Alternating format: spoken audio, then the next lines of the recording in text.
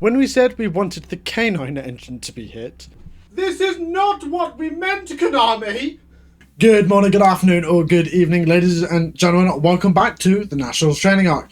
In the last episode, I spoke about a couple of other decks that mesh well with the Earth Machine deck as a whole, but don't quite feel like they belong in our current game plan for the deck. But considering all of our options is what we need to do, and well, the first couple episodes were a blast to research, so I don't mind.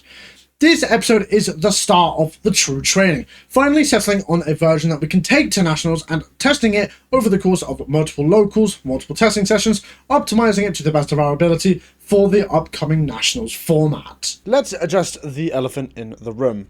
And it's not your mum for once. It's the fact that the Canine Earth Machine deck we had in mind back in episode 2 is now completely unplayable. Despite the fact that Canine Noroi is one of the more fairer canine cards. I said fairer, not underpowered, because it's still so strong. Don't think I'm getting my words twisted. It seemed to catch strays on the latest ban list, which caused a lot of uproar within the community, as Noroi could only have been banned for one effect, and it's the effect to look at your opponent's hand. An effect that essentially makes you go negative because you have to send a canine card you're in control of. Yeah, it can set up your copy of Case to get force release from the deck, but that's currently no different than what Killer Tune Rotary is doing, and well, considering the fact it does the same thing and searches you a spell alongside the hand peak and being able to synchro summon from hand. Bottom line is that for now, the Canine Earth Machine deck is no more within the series, and it is a little sad because, well, it actually managed to top 2 times within its very short lifetime. One at the pre-Blazing Dominion Cons Cards tournament where it got top 16, and at Grenville Regional where it actually reached top 8. It seemed to be the best way to play the deck at the time, and well, considering the fact that it's now banned, we now can't do that thanks to Konami. So, what do we do next? Simply put, we try again. It's not like I thought this was an impossibility. People have been wanting Canine to be here a little bit more on the ban list with possibly banning Ripper, but I suppose those sort of people kind of got what they wanted at this point. The good thing is about the timing of the ban list is that I was already in the midst of testing the MIT deck at the last couple of locals I've been playing, and other than a very small selection of hands, it felt so fucking good, and a lot of nostalgia has been washing over me, I won't lie to you. Once these trains get going, they really don't stop, and that feeling is so good. I've missed it, and the good thing is that given the fact that we now only have one version to test that I'm realistically going to take, it means that we can focus on that testing and, well, have it be the next step for our final deck list for Nationals. Alrighty then, so obviously despite the weather being rather dingy in comparison, we are on the way to locals, and obviously I'm always going to be there at least a little bit earlier than most other people just to say hello to the people, hello to the locals, as well as just get a couple test games in and obviously play a couple games of other card games that I do play, like Magic and One Piece. However, obviously you guys don't know what I'm quite playing at the moment, or at least list-wise specifically. So let me quickly show you what I've decided to go on for this locals and what I've actually been on like the last couple of locals I've been playing with this deck. What I'm going to do is I'm going to just quickly show off what I decided to play in the end. Obviously, we can't play the K9 Trains deck anymore, which is a bit shit, but it is what it is. So I decided to go with the old MIT version of the deck, which is the version of the deck I am most comfortable with. So what I'm going to do is I'm going to show you what I decided to play, and I do apologize, it's going to be long. This is the brick we're talking about. So we're going to start with the Machina engine. We're on 3 copies of Machina Gearframe. Obviously, one of the best cards in our entire deck. The card we want to normal summon as our first normal summon in the deck as a whole. We're on 1 copy of Machina Unclass Bear, 1 copy of Fortress, 1 copy of Citadel, and 1 copy of Machina Ruin Force. A lot of people could cut the Ruin Force or have actually cut the Fortress. There have been a couple of times where I actually like both. The only problem is with both is that, like, you can't Ruin Force under Dozer and kind of vice versa, but it is what it is. So for the spells, we are on the only spell for the Machina engine, which is obviously 3 copies of Machina Redeployment, which probably one of the best cards in the entire deck, as it searches you pretty much anything you need. Some people would be playing Overdrive, and if you do play it, you're more than likely to side it within this deck. I'm currently not siding it at all because I currently like my side deck quite a lot. For the Infinitrax, we are on 1 Harvester, 1 Trench Shot, 1 Dozer, and 1 Talala, and that's really it for all of the main like sort of monsters when it comes to the Infinitracks. We don't play heavy forward, and we don't play any extras of cards that we don't need. On to the trains and the other outliers. We're on 3 copies of the Night Express Blue Traveller, obviously one of the best cards in our entire deck. Revised Tooth and Grave, obviously including itself. Surgery Switchyard, and so much more. We're on 2 copies of Convex Knight. A lot of people are on 1 copy a lot at the time. Well, I personally like 2 copies a lot for the grind game, in a sense of it's being a very good card to summon off a revolving switchyard if you need it, and well, just having one of the best cards in the entire deck, being able to modulate its level and send anything you don't have. 1 copy of Scrap Recycler, 1 copy of Flying Pegasus Railroad Stampede, 1 copy of Ancient Gearbox, 1 copy of Theron King Regulus, 1 copy of Heavy Freight Train Derricane, and 1 copy of Heavy Armored Knight Babbledecker. And that is it all for the monsters. We're on 3 copies of Exceptional Schedule, 2 copies of Urgent Schedule, 1 copy of Revolving Switchyard. And that's it for the engine. This brick is all non-engine. We're on 3 copies of Ash Blossom and Joy Spring, 3 copies of Ghost Bell and Haunted Mansion, 3 copies of More Charming Fool Loss, 2 copies of Joel and Lockbird, and that is all for the monsters for the deck. We're on 3 copies of Forbidden Droplet, 1 copy of Crossout Designator, and 1 copy of Call by the Grave, and for the final cards of the main deck, we're on 3 copies of Infinite Impermanence. Because the MIT deck has access to level 4s, we obviously have our Gear Gigant, and I'm going to show you the rest of the extra deck. Obviously, we're on 1 copy of Gear Gigant to be able to pretty much convert the Machina engine into the bigger bodies that we need. We're on 1 copy of Infinitrap Riverstormer, 1 copy of Cyber Dragon Infinity, and 1 copy of Nova, obviously for the Infinity. For the level 10 trains, or the rank 10 trains, should I say, we're on 1 copy of Flying Launcher, 2 copies of Gustav Max, 1 copy of Gustav Rocket, 1 copy of Superdora, 1 copy of Lieb.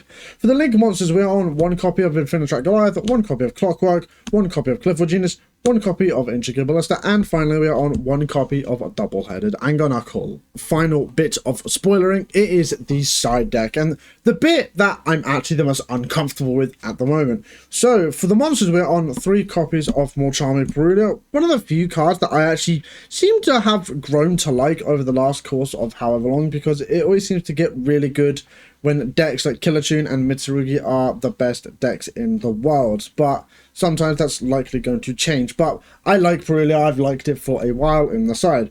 Then for the final set of monsters, we're actually on 3 copies of Nibiru the Primal Being.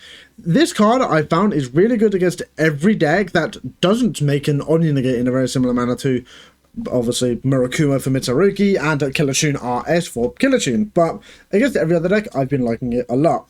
For the spells and traps, well, spells specifically in this instance, we're on spell and trap removal for Something Like Red and Typhoon, 2 copies of Lightning Storm, and 1 copy of Harpy's Feather Duster. For the traps, we are on 3 copies of Evenly Matched, 2 copies of Solemn Accusation, and 1 copy of Divine Arsal AA Zeus Sky Thunder for the extra deck monster. I don't normally side extra deck monsters, and I'm likely to try and find a way to fit Zeus into my main 15 cards of the extra deck.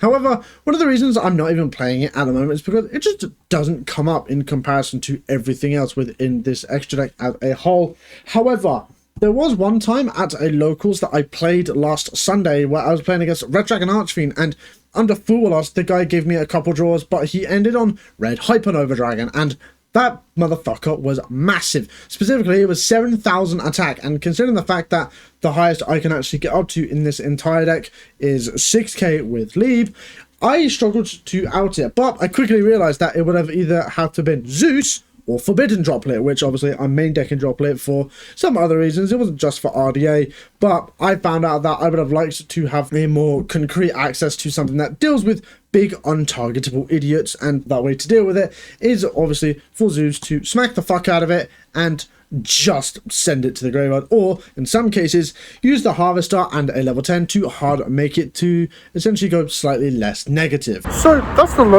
list I decided to take for this locals, and well, that list is what I've been testing for like the last couple of days to a week. Obviously it's been one of these lists that's a little bit more nostalgic for me, as it's very similar to the way the deck used to play, and honestly I really liked it. So yeah, let's get into the locals games. Round 1 was against Nathaniel on Clown Crew Cached Hero.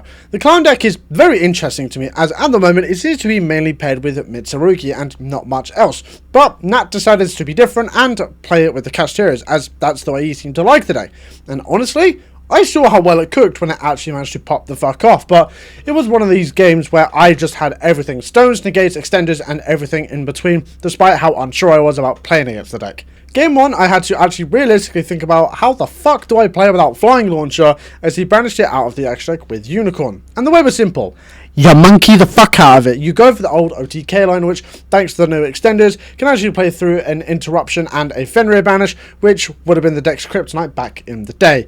Game 2 was not quite the same, unfortunately. Nat managed to make use of the clown stuff and, well, drew 3 cards over the course of his turn, have a way to tribute on mine as well, which then turned his board from fair and layered into a Vanity's Fiend on my turn, which I can't do much about, so we just went to game 3. And this is where I found the power of Solemn Accusation. And I made a board of Regulars, Infinity, Gustav Rocket, whilst having Droplet and Solemn Accusation set.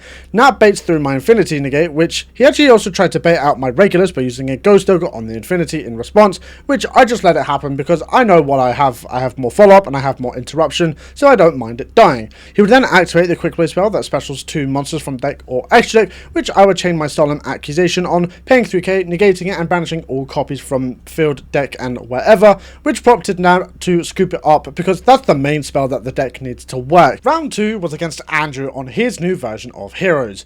Blazes Dominion gave the deck a really good way to bridge in and out of the Neospacians and the Evil Heroes thanks to Miracle Ejector. He was wanting to try and give his old pet deck a new fresh coat of paint in regards to the new format and get himself acquainted with said format, as he's coming with me and a couple of others to Nationals. Game 1, I win the dice roll and end on the full board, also having hand traps in hands to boot. And despite Hero having a lot of ways to break a board, against a deck like Earth Machine that has negates and layers of interaction, a hand of subpar engine and an unresolved fuel loss isn't going to get you there, and unfortunately he scooped up and we just went to game 2. Game 2 was unfortunately one of the few times Andrew actually forgot about the Dark Lock on Fusion Destiny, eventually trying to go through a combo line that he couldn't go through with Sinister Necrom, as all of his targets were illegal, as a Dusted Gold and Dead in Prison are all light monsters for some fucking reason. Luckily enough, it didn't get too far and we were able to repair the game state, but it made his board so much weaker, as he only ended on a DP, a Dread Decimator, and a set card. Said set card would have been, well, was eventually found out to be a Forbidden Droplet, similarly to the one I had used on his DP and Dread Decimator at the beginning of my turn. Annoyingly, I couldn't quite see the OTK line, so I just made my board and prevented him from playing as much as possible, and it led us to going XO into round 3. The final round was against Cam on Pure Elfno, and this is a deck I've had a very good track record against up until this locals. Both games were not good at all. Game 1, I had to normal summon the unclassed bear and walk straight into a Fried Roller's Harmonia on my summon of Fortress, and that was the only thing I could do, and it just led to me getting my ass handed to me. So we scooped up and went to game 2. Game 2 was the home to one of the most fragile hands I've ever seen. Double Ash, Imperm Droplet, Scrap Recycler, and the Scrap Recycler got asked, because of course it did. But luckily enough, Cam also fucking bricked really hard, but less hard than I did, which felt really bad, all things considered. But this is one of the few times I've bricked with this deck, so I'm not going to complain about it all too hard. We ended this locals X1, only really losing to Cam, and that was the only game. I felt a little shitty with the deck as a whole, but one game of major breaks out of how many I've played already is already a good place to be. Before I end the episode here, I wanted to quickly talk about how the format's likely going to change with this ban list, and well, more specifically what's going to come and go in the format, what's going to change our non-engine choices as well as our side deck, and maybe even the extra deck. To start, let's talk about some decks that we're not likely to see as much. Dracotail. One Rahu and one Ketu is fucking debilitating for a deck like this, and realistically, you probably could have stopped there, but Konami decided to semi-limit Lucius and Arthalion and really dull the deck's endboard and consistency down, and well, they re-limited branded fusion again, so it makes Dracotail less of a choice for people to take to big events like this, but for sure there's still some life left in this deck depending on how people want to build it in the future, if at all. Another Justice Hunters deck likely to be joining Dracotail on the benches is Yummy. However, unlike Dracotail, I can still see this deck doing really well with one main deck Cup C, considering the fact that the Fiendsmith engine and the Tri-Brigade have been a staple in this deck as a whole for a while, and well, Radiant Typhoon is there as well. I still think that this deck is likely to be around a lot, but definitely not as much as, well, it's not as meta as its brethren. Radiant Typhoon is also slated to fall off quite a lot because of the consistency here with Charm getting limited.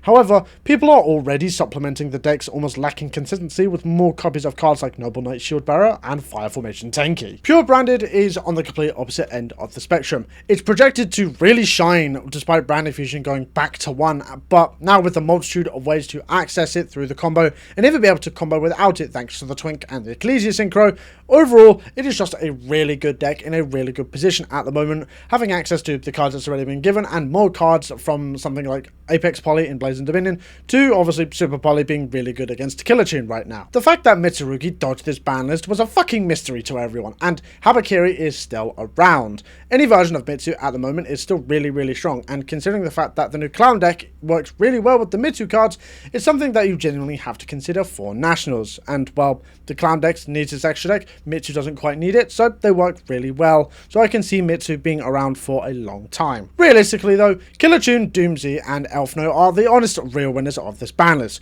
Rotary essentially killing the K9 engine, Doomsy having the support from Blazing Dominion and some solid cards like Gigantic Champion Targas and our boy Reggie. Elfno essentially having a turn 0 play with the Elfno Regina and having some really good access to the Fiendsmith engine, the power patron stuff like Doomsy and Archmage, as well as having really good cards to work with like Rhapsodia and Strelitzia. The best decks are the best decks for a reason. Some cards that people are likely to consider for the format to come are cards like Contact C and Ghost Ogre to deal with Killer Tune in some way, as well they all affect the advantage that the deck can get on multiple turns. Droll at the moment seems to be really good against all three of the top decks as they seem to add a lot. Super Polys are like the go-to board breaker at the moment against Killer Tune and seemingly does quite well against Doomsy and Mitsurugi. Different Dimension Ground is really good against everything that's not Mitsu, as well as some other cards that are likely to be everywhere like Illusion Gate, Solemn Accusation, Retaliating Sea and Fallen of the Virtuous, and so much more. If I were to continue to list them, we'd be here for when Konami actually announced the Grandmaster. And that is going to be all from me, ladies and gentlemen. The ban list may have killed what is probably going to be the best version of the deck we could have played for Nats, but that's not going to stop us from innovating. If you guys are still enjoying the series as much as I am making it, be sure to like, subscribe, and drop a comment down below about anything you found funny, interesting, or even pointing out misplays, because I'm prone to it. Stay safe, happy playing, and I shall see you guys in the next one. Catch you later.